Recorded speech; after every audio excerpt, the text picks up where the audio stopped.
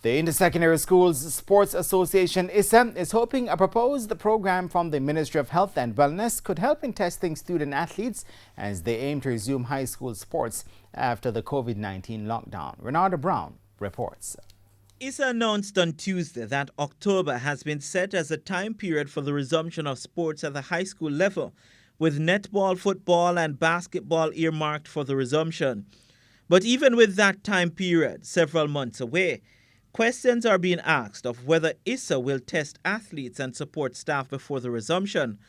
But speaking on Hits 92 FM Sports Explosion on Wednesday, ISSA President Keith Wellington revealed that the Ministry of Health may help to ease the burden of testing with a program expected to be rolled out in September. In our discussions with the Ministry of Health, and representatives, their representatives, one of the things that came out was that the schools, they have identified that schools and communities, specific communities, are going to be targeted for some sort of testing and monitoring.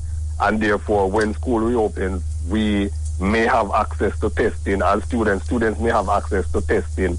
And based on what I heard, it wasn't definitive, but it was suggested that these tests may be done as part of the program of keeping schools and communities safe.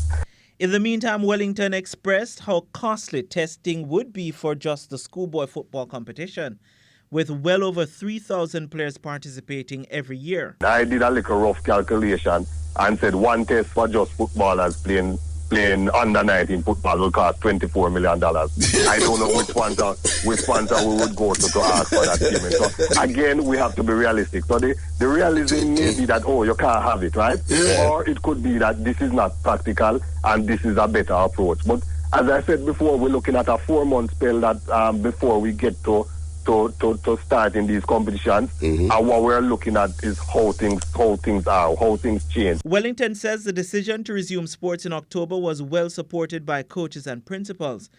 Government protocol will determine when schools will be allowed to start their training programs. Renata Brown for TVJ Sports.